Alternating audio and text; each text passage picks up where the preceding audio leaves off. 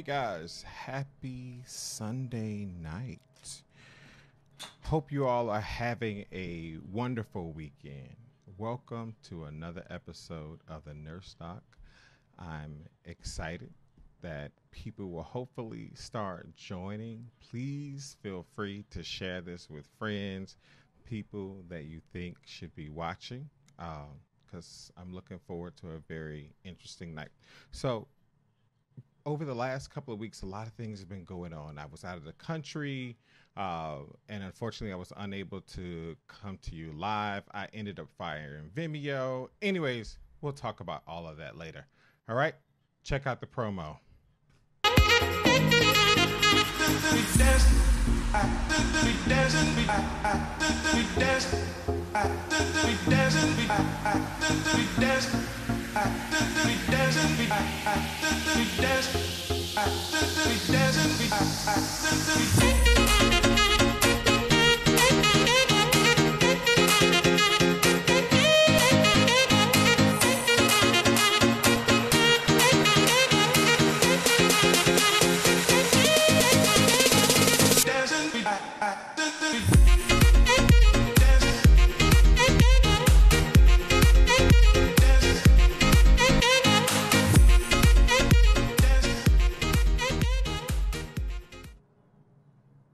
All right. For some reason, I always get kind of excited by watching that. I don't know if it's like, the ratchetness in me that just kind of wants to like get up and dance. I don't know. So yes, welcome back. So yes, at the end of the last stream, I ended up having to fire Vimeo. Vimeo didn't send over my audio. It was a big freaking mess. So anyways, I thought I was going to upgrade and like get, good use of $1,000. Anyways, I got my $1,000 back. Sorry, Vimeo, you're a waste of money. So moving right along to the stuff that really matters. So I went to Cuba. I went home to visit my grandmother and my family over the Memorial Day weekend. So I'm glad to be back and glad to be with you all. Tonight, we're going to be meeting with Mr. Cory George. You may know him from his appearance on Iyanla Van Zant's Fix My Life.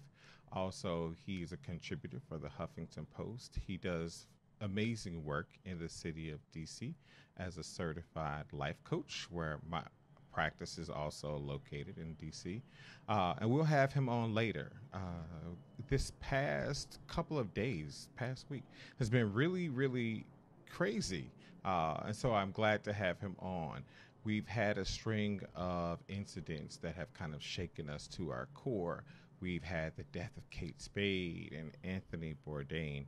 And that's really, really by suicide. So it wasn't like a little like, I took a little drugs, did a little Tina, and did a little bit too extra. No, it was done by hanging. So that's pretty crazy.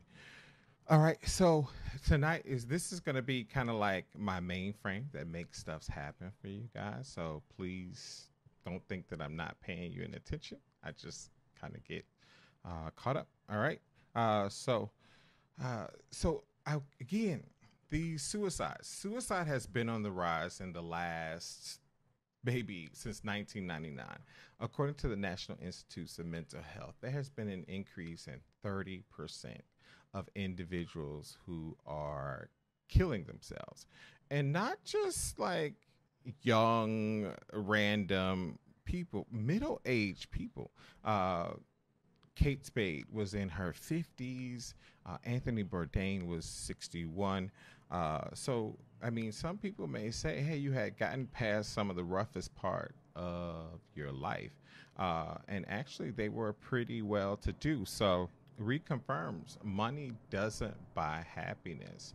A couple of other deaths that has just been like really walked our world. I mean, over the last 10 years, Robert Williams, my friend, also known as Ms. Doubtfire, Mark Salling, known from Glee, handsome gentleman, again, died very tragically at his own hands. I mean, he was a successful guy. Actress Stevie Ryan, beautiful young lady. Teen Mom was the show that she was in. I mean, check her out. Again, she had these feelings that she wanted to commit suicide and chose to end her life. Chef Anthony Bourdain, 61 years old, um, well to do, had been doing well. He had a lot of success.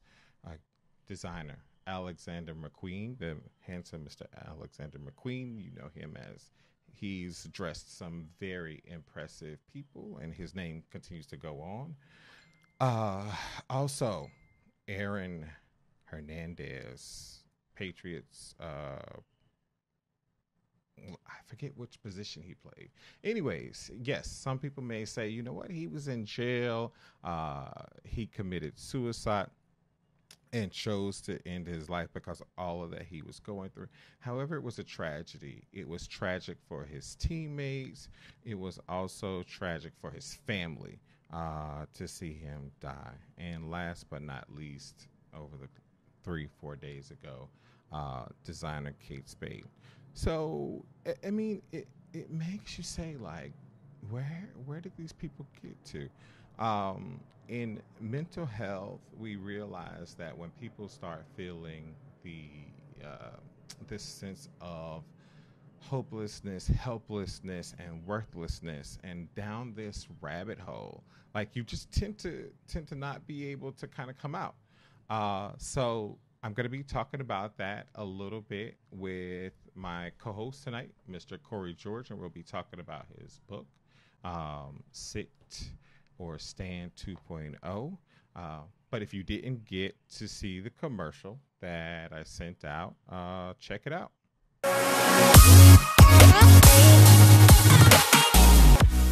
Hey guys and gals, on this week's show, I'm joined by the resilient and inspirational Mr. Cory George.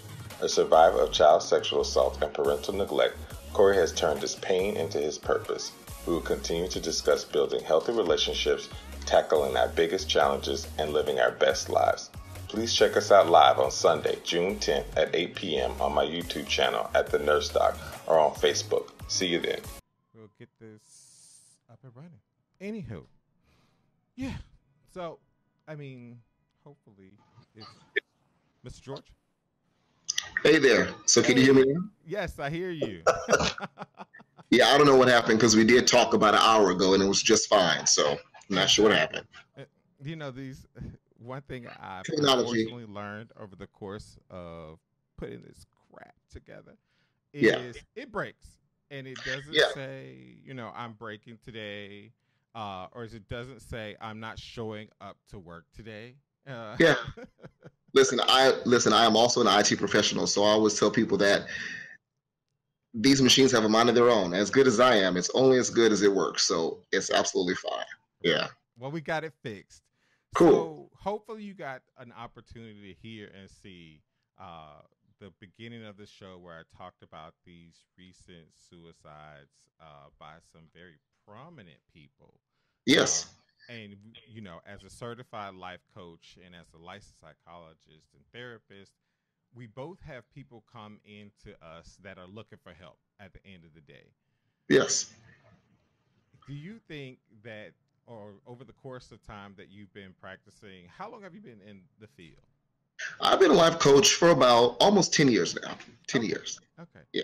So you've kind of been doing this long enough to see that trends and trends and patterns and behaviors. Yes. So tell me what you've been seeing as a life coach.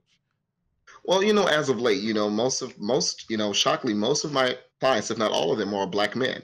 And what the trend that I'm seeing is that most of them are looking for an outlet for reinterpretation of damaging thought processes that are handed down through nurture, not really nature, but through nurture. And, the myths of, being a Black man and, manhood, but not also, but also seeing the recent, cases of suicide just goes to show that we have so many things that we need to talk about. That for some apparent reason, people are still aren't feeling comfortable bringing their problems up to the surface. And so when you're feeling helpless and hopeless, that's really a sign that you feel You either have no recourse or that nobody understands you. When in fact, there's not many issues that someone else can't relate to. It's just that we feel that no one will understand because, as you stated, as you stated before, these people were of high acclaim. So maybe the misunderstanding is because I am of high acclaim, people will say, well, what do you have to care about? What do you have to worry about? You have money. Thinking that money solves issues. I always say money just throws attention to your worst habits. So think about it. I mean, if you're a smoker and you didn't have any money, you're going to be a heavier smoker. If you're a drinker before you got rich, you'll probably be an alcoholic. So money just brings light to your worst issues in most cases. So that's what I think is going on, is that for all the accomplishments that we have, people mistake those accomplishments as something personal. Really, it's just accomplishments. But at the end of the day, when you're home by yourself with your children or your mate, they see the real you. So I think that it really is time that we have those constructive conversations and really learn to let people in behind all the stuff that we gain. Because at the end of the day, when we die, we don't die with that stuff. We die with who we left the world being. So, Right. so that's how I feel about it. Is that it really is about communication these days. Right. So another part that you said in that was really significant for me was because about my last stream, actually, I've had two fellow male nurses and colleagues that were on, and or no, it was on their podcast, and they were surprised to hear that the majority of my practice, and now what I hear, the majority of your practice is men. Mm-hmm. Any why are people still so surprised that men are bringing themselves into therapy? Because I think that the archaic rules still stand. It's well, that's one thing. And the second thing, this world is hypersensitive now.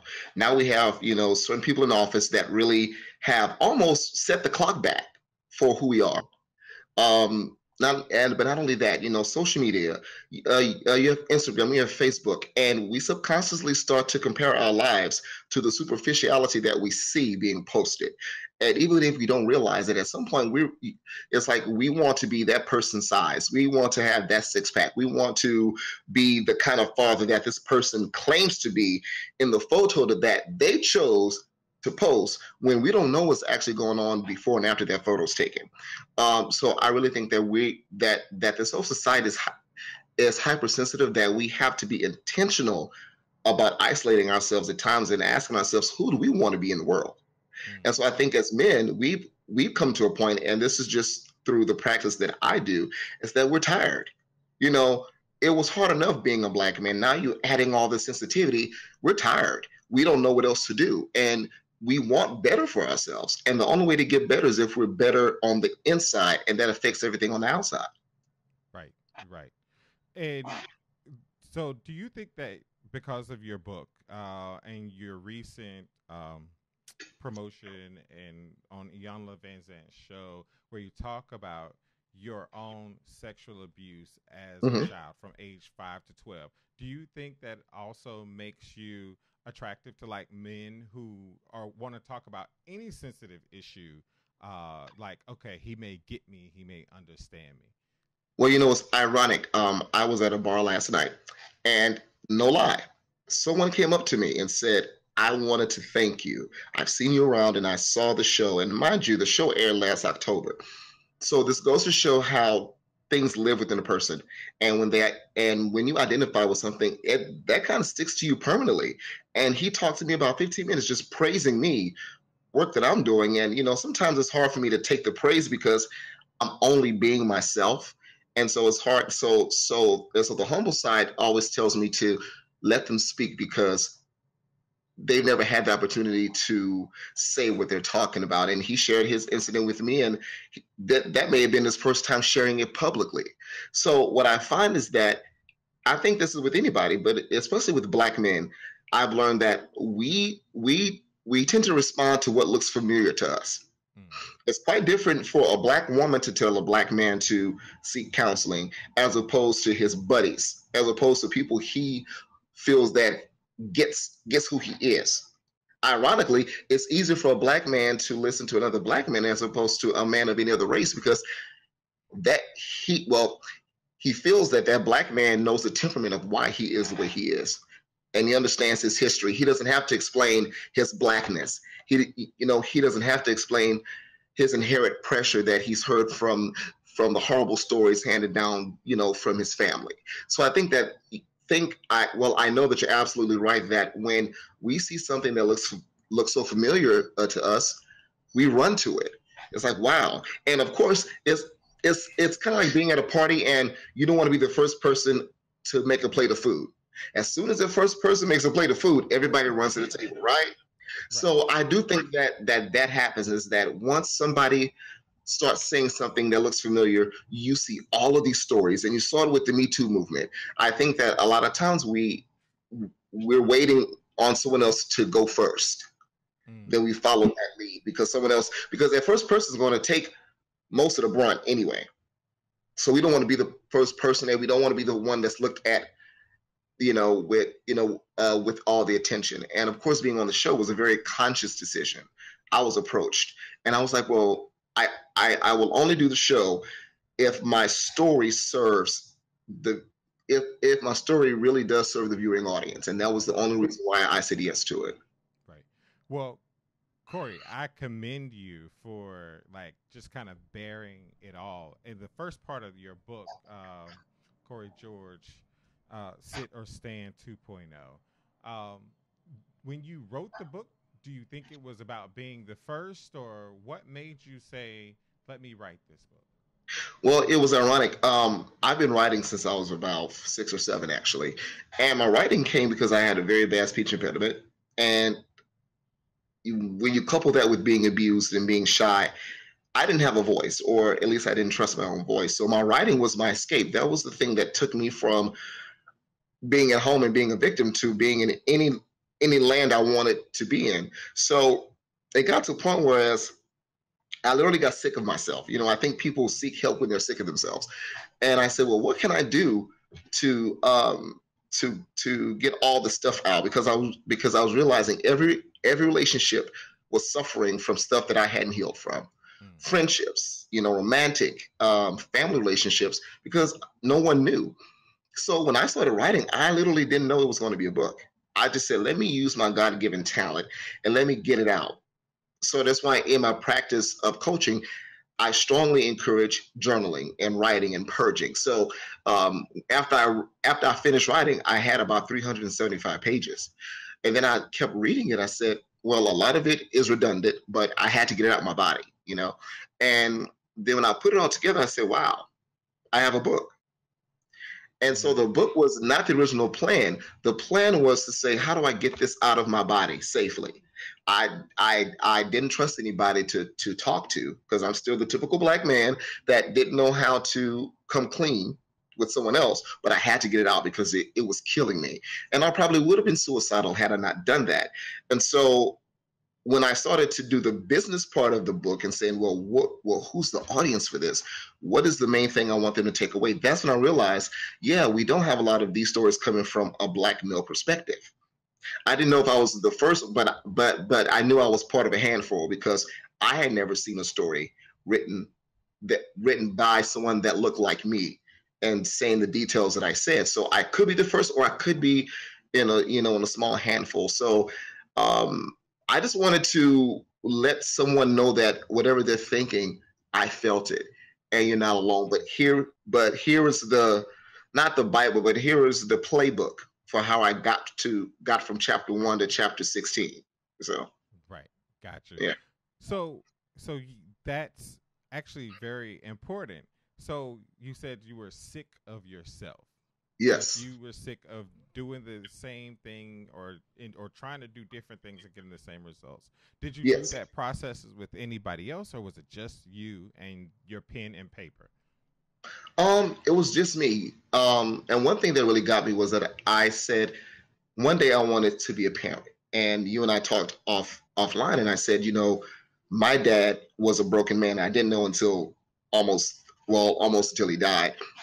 But he made broken children. And I said, if nothing else, in order for me to become a parent, I have to be a better person before I become a father, because I don't want to raise them through pain, which is what I was raised through.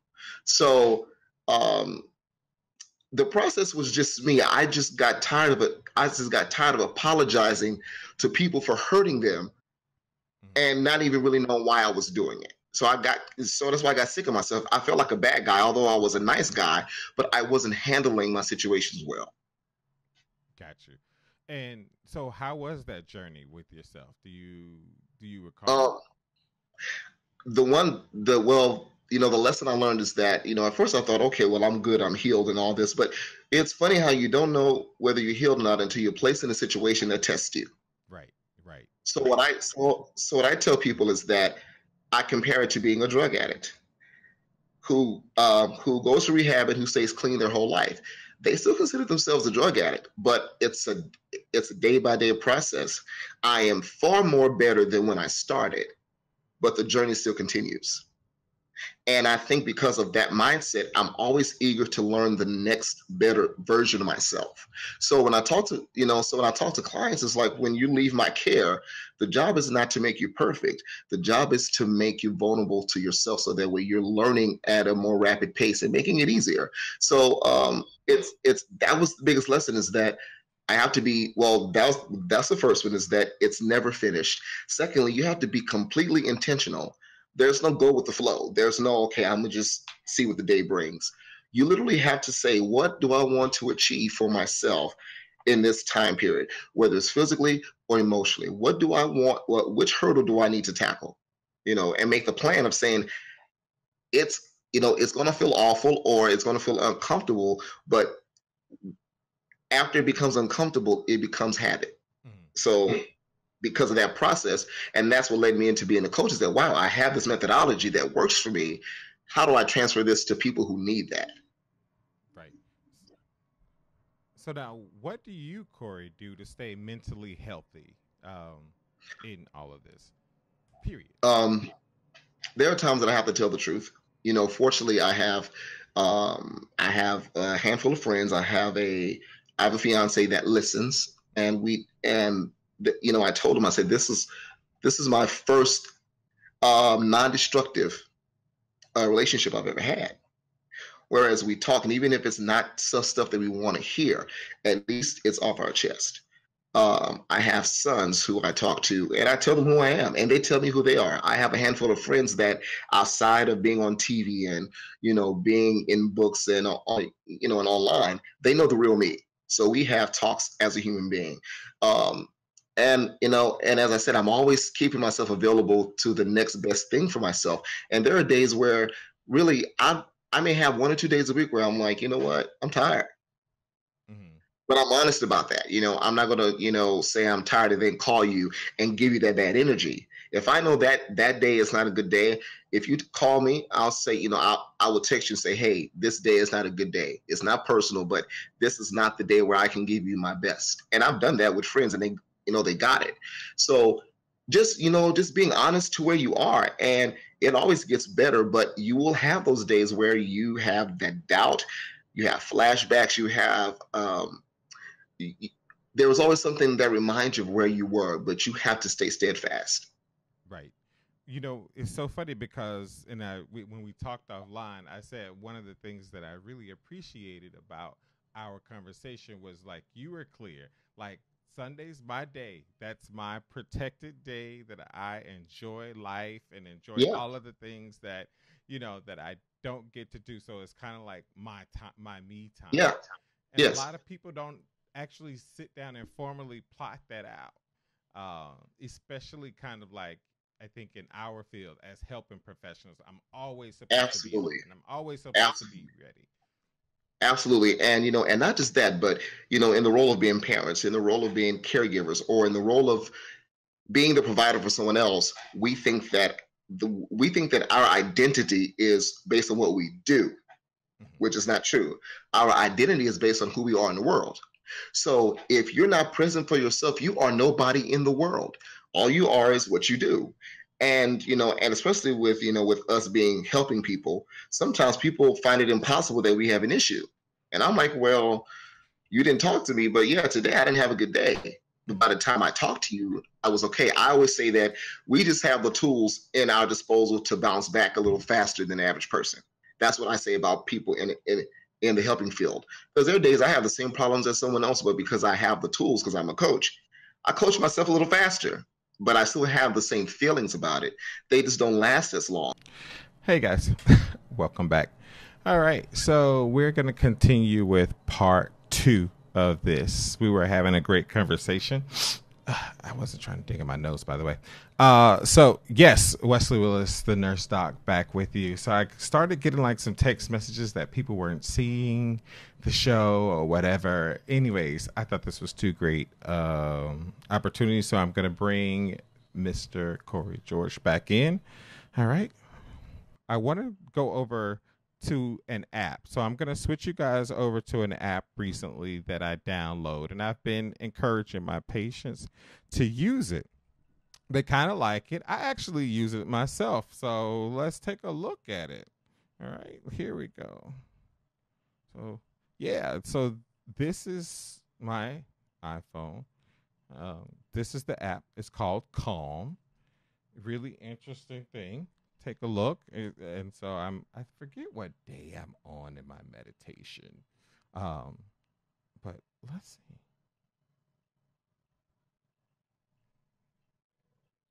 Build on the concentration exercise from yesterday. Today we're going to explore a new practice to purposefully pay attention, which is really what mindfulness is all about. You'd think this would be easier to do than it is. But our minds have this habit of being in constant motion. They continually wander between thoughts and worries, daydreams and ruminations. And of course, the thoughts we ruminate and obsess about are usually thoughts of the past and the future. Since there's nothing we can do to alter the events of the past, and the future has yet to unfold, the present moment is really the only one that counts. How many times have you gone on a date or had a job interview and then ruminated about how you messed it up when you actually had no idea how it was going to work? So yeah, I won't bore you guys with that thing. But one of the things that is important is to recognize that sometimes our emotions will get the best of us. It's like, so you will be, I don't know if you can kind of say that you've been there, but I know I have. And like, I've been caught up in an emotion, so much so that I couldn't see past that emotion. It's kind of like seeing red, and that's all I see, all I feel, and nothing can take me out of that. In learning a new technique, such as breathing, such as meditation, a few of you guys have said on there that you use it. Thank you, Andrea Monroe. Talk about you would be asleep. It's too soothing. We need to soothe. Let's soothe and calm that inner beast. Because sometimes you'd be surprised. You might mess somebody up. Hold up. I actually have somebody in the parking lot. Hold up.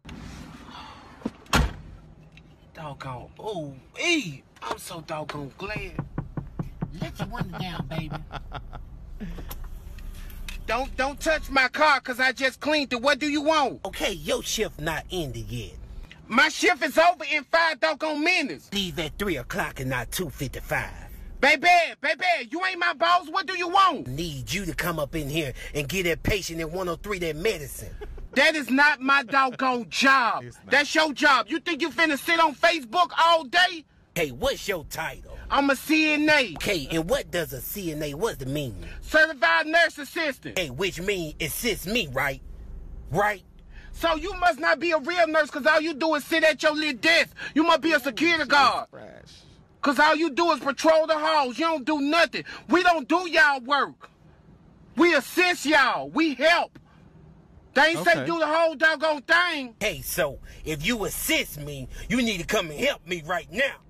Okay, you don't assist D and them do it on first shift. D who? D's nuts. Now move from my car. And you can go tell the doctor I said. Okay. She real fresh. I'm joking. That didn't come from the hospital parking lot. At least no hospital that I work at. That's actually a social media actor. He has some incredible work. Nurses, doctors, CNAs, we all work really close together to take care of our patients, and we take it very seriously. So, anyways, it's nice to like have something to laugh about sometimes. Laughing is good. So, again, thank you guys for tuning in. So, I'm going to be coming back with Cory this coming Friday night. We'll be going live again to talk about his book, Sit or Stand 2.0, Living Successfully Beyond Your Shadows. And then that Sunday, you'll be seeing me. I'll be having my girl on, Kinsey Badir Wong. She wrote a book that I got while I was in South Africa, thanks to Danny. And it is an incredible story about a young lady's journey, very traumatic journey to finding her purpose. And I think you guys are really going to love it. So come back with me again on Friday. I know. Try to look at my beautiful face or ugly face, whichever you want to just call it. And, let's make it happen.